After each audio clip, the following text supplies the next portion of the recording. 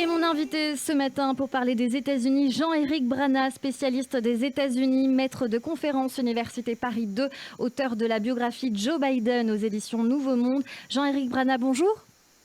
Bonjour.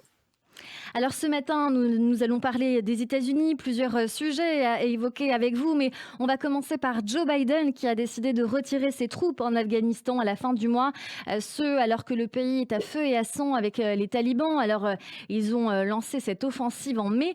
Euh, C'était au début du retrait final des forces américaines et étrangères, mais l'avancée des talibans s'est accélérée ces derniers jours avec la prise de plusieurs centres urbains. Au moment où l'on parle, les talibans sont en train de prendre la ville de Ghazni à 150 km au sud de Kaboul. Franchement, est-ce que c'était le bon moment d'abandonner? Oui, ça choque beaucoup parce qu'effectivement, ce retrait des troupes américaines signifie que derrière, il y a le chaos, mais c'est un chaos qui est complètement assumé par l'administration Biden, qui avait annoncé pendant la campagne qu'il y aurait un retrait complet de l'Afghanistan. C'est pas le seul. Trump l'a fait avant lui, Obama l'a fait avant lui, et c'était même sa promesse de campagne en réaction à George Bush. Biden a bien l'intention d'aller jusqu'au bout et il a expliqué que 20 ans, ça suffit et que désormais, il faut rendre l'Afghanistan aux Afghans quoi qu'il puisse arriver derrière. Alors c'est vrai qu'il a été un peu trop optimiste au moment de l'annonce de ce retrait. Il avait dit il n'est pas inéluctable que les forces gouvernementales cèdent rapidement du terrain et même elles devraient tenir puisque nous avons formé pour ça.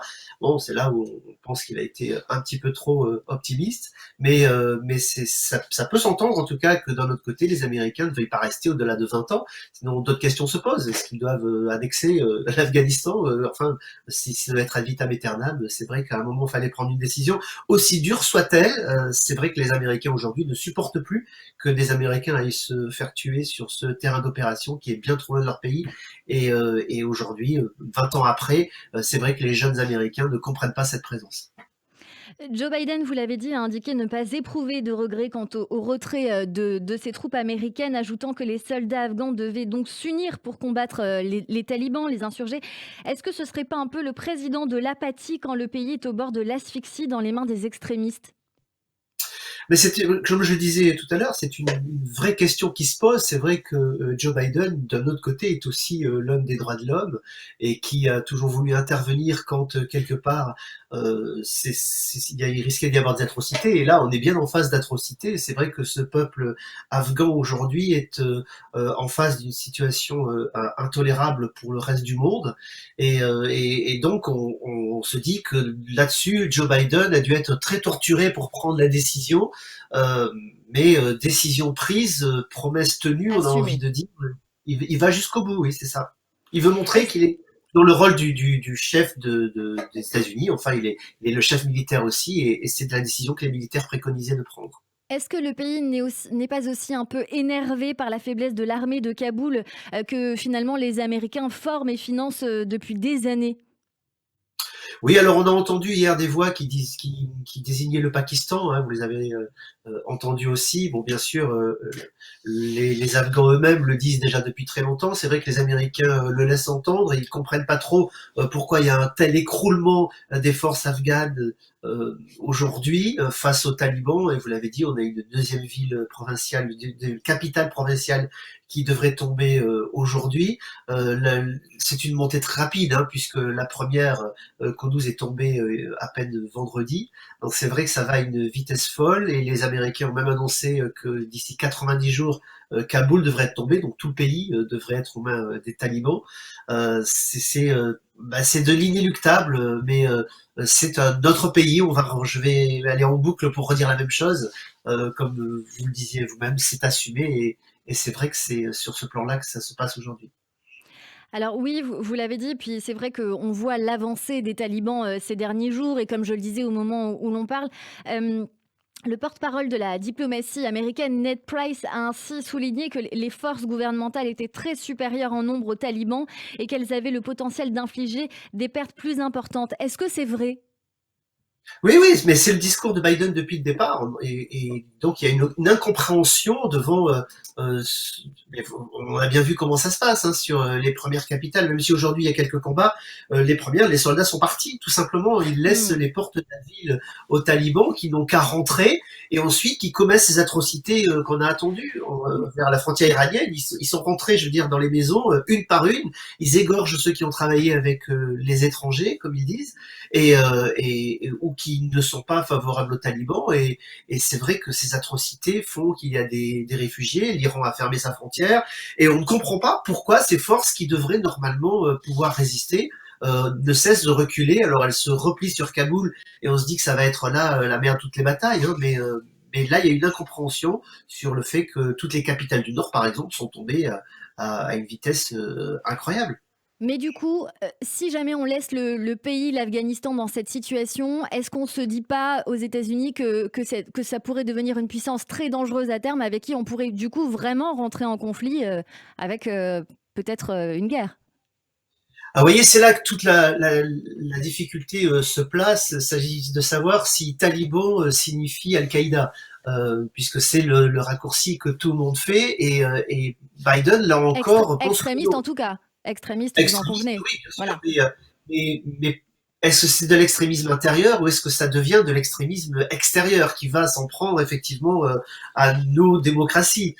C'est un vrai enjeu, hein. C'est ce qu'a dénoncé Mitch McConnell au Congrès en disant jamais il n'y aurait dû y avoir ce retrait. Rappelons que le même Mitch McConnell soutenait le retrait quand Donald Trump l'a annoncé au mois de septembre avant de quitter le pouvoir. Donc c'est aussi cette ambiguïté au sein des États-Unis eux-mêmes.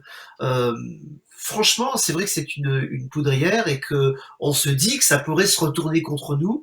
Mhm. Alors, les pourparlers continuent. Ils continuent avec les pays environnants, puisque les talibans, on le sait, sont désormais reconnus dans la région et sont la puissance avec qui on parle. Mais ils continuent aussi avec les Américains qui parlent directement aux talibans et qui leur conseillent d'abord de temporiser, d'essayer de prendre du terrain et de laisser Kaboul tranquille. On sent À que c'est un vœu s'y pieux.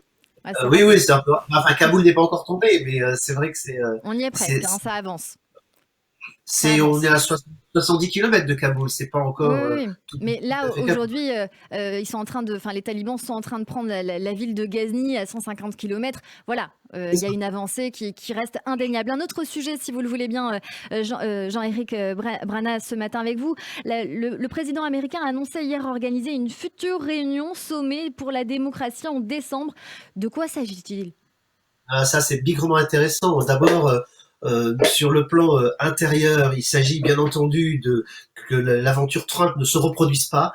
Hmm. Cette atrocité qui a été l'attaque sur le Capitole, qui a saisi d'effroi quand même tous ceux qui croient en la démocratie, qui ont vu des gens vouloir empêcher l'avènement d'une élection, puisque c'est au moment même où Oui. on déclarait l'élection de Joe Biden que des gens ont attaqué le Capitole. Et bien au-delà, ça représente sur l'extérieur aussi la volonté de Joe Biden de prendre la tête du monde des démocraties, comme il l'avait déjà annoncé quand il est venu en Europe. On avait compris son discours s'inscrivait dans cette ligne-là. Donc il a pris le leadership hein, des démocraties contre les autocraties. Et c'est vrai qu'il va essayer de réunir l'ensemble des démocraties pour réfléchir à comment être un rempart face à tous ces autocrates qui se développent dans le monde. On a vu il est très froid, pour dire que ce mot-là, avec Bolsonaro, avec Erdogan, avec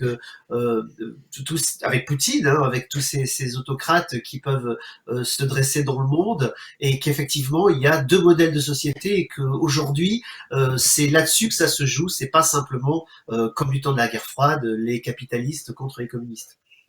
Oui, alors ce sera le 9 et 10 décembre prochain, a priori. Il y aura des chefs d'État et de gouvernement et membres de la société civile. Mais bon, vous l'avez dit, on ne sait pas clairement qui y sera pour l'instant. C'est un peu une forme de G20 organisé à lui tout seul, où finalement on se dit que peut-être il va être accompagné un petit peu plus dans le temps d'ici décembre. Alors, ce sera pas le G20 parce que je crois que les Chinois n'y seront pas. Si on Oui, est c'est logique ça. avec ce qu'on vient de dire, il risque d'y avoir cette exclusion qui sera marquée. Bien Oui. entendu, là aussi, ça se situe dans cette lutte contre la Chine qui est en train de monter entre les États-Unis et le pays de soleil levant, plutôt de la Chine parce que le soleil levant c'est le Japon, mais c'est effectivement là-dessus que ça se situe. Donc j'aurais pas appelé ça le G20, mais effectivement, il y aura et puis en plus, il y aura un leadership américain très marqué, ce qui n'est pas le cas au G20. Donc, ça sera vraiment quelque chose de totalement nouveau. Voilà, une volonté de ce sommet, voilà, sera une sorte de volonté de parler de manière franche des défis auxquels est confrontée la démocratie américaine. Un autre sujet avec vous, Jean-Éric Brana, une fierté de Joe Biden. Le Sénat américain a approuvé mardi le plan d'infrastructure historique de Joe Biden, un rare compromis entre démocrates et certains républicains. Le plan d'investissement est énormissime. Je vais vous laisser nous en parler pour nous dire si finalement, est-ce que c'est bien? Est-ce qu'on doit prendre exemple sur ça, nous aussi? Ah bah écoutez, Cyrielle, je vais garder votre mot énormissime. C'est le mot que j'aurais mis moi Ah aussi, oui, que certainement j'ai pas trouvé dans mes tweets tellement j'ai cherché le qualificatif qui le marquerait le mieux. Mais j'ai bien envie de faire le lien avec le thème précédent, puisque c'est bien que vous mais les je vous ayez en prie. enchaînés comme ça, parce que ça s'inscrit l'un après l'autre. En réalité, ce plan infrastructure, qu'est-ce qu'il nous dit? Il nous dit on peut travailler ensemble, même si on n'est pas d'accord. Républicains et démocrates ont signé ce plan ensemble, et c'est ce qu'on va retenir, quelle que soit la nature et la grosseur de ce plan.